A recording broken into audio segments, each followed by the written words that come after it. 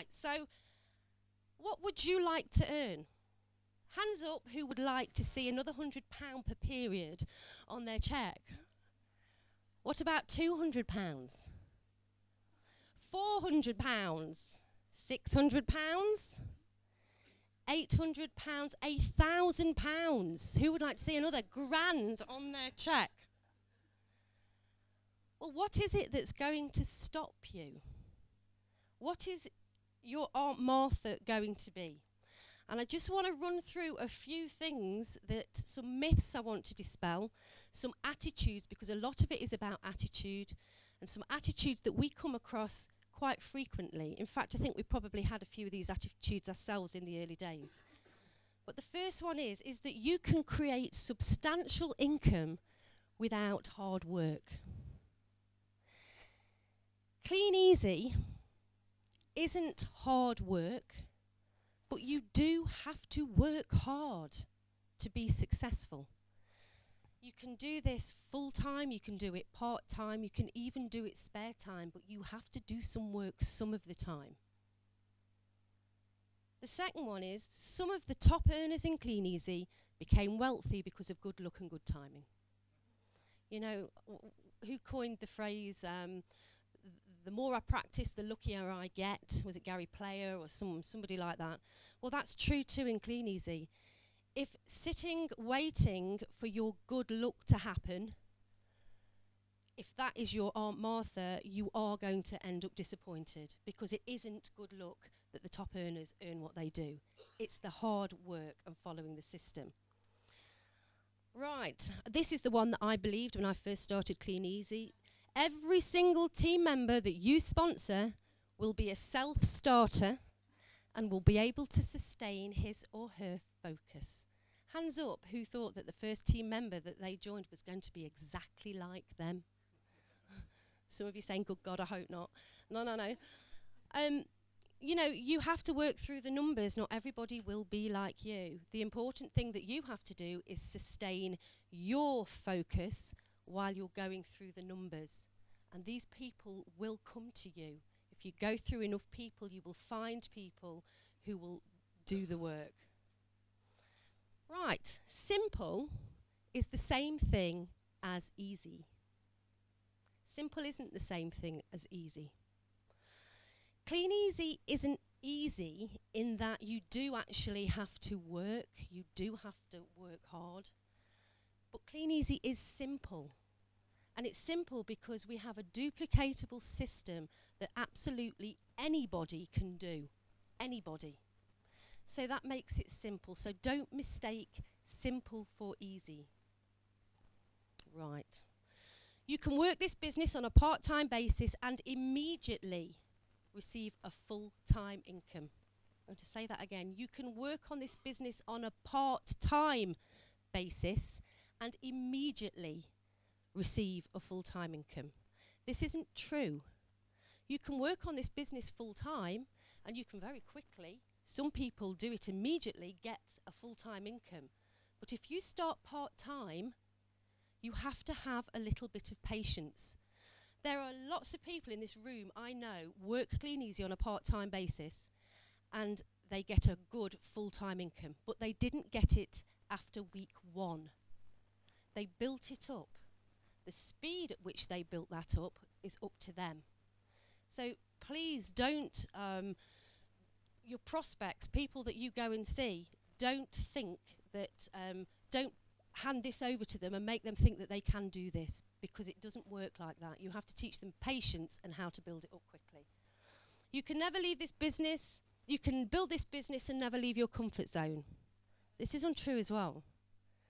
With anything new, you have to do things that, to be successful, that make you feel a little bit uncomfortable.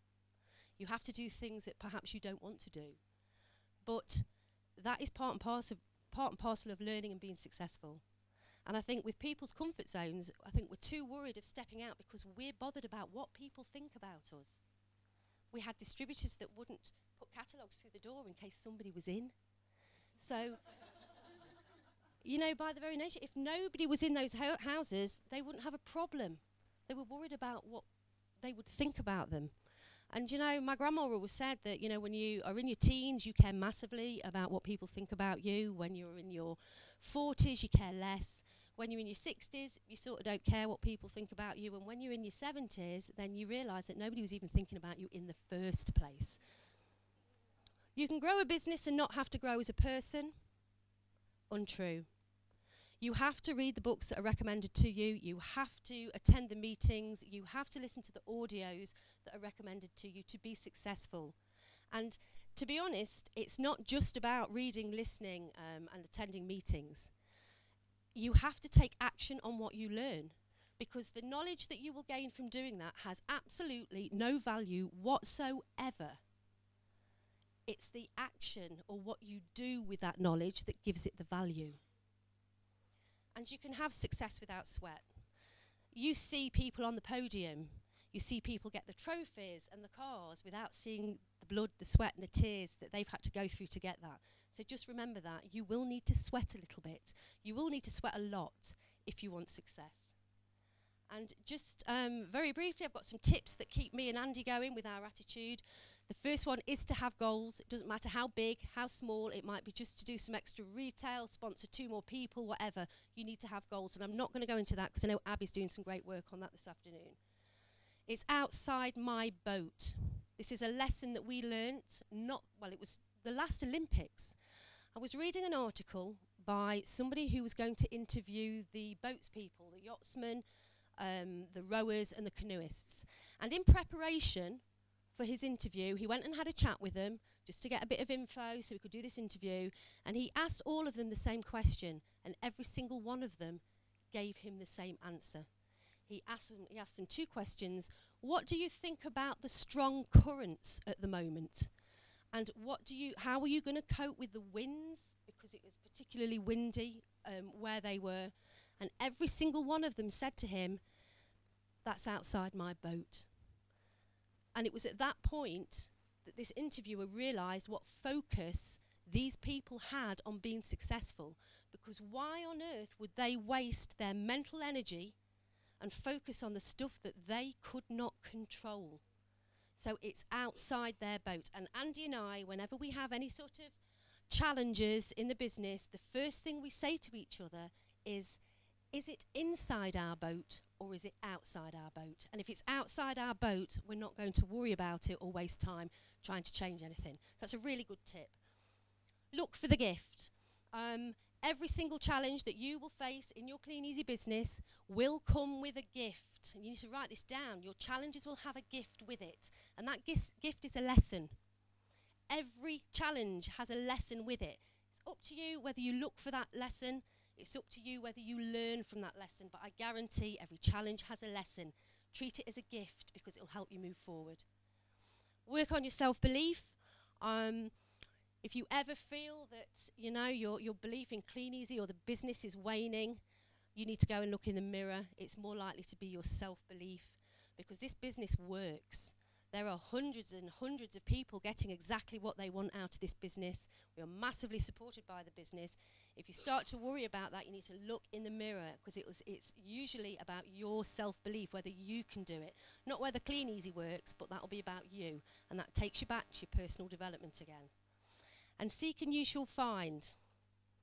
I've got a little minute clip here, and I want you to watch it really carefully because it's going to ask something of you. I hope it works. Oh, it didn't work.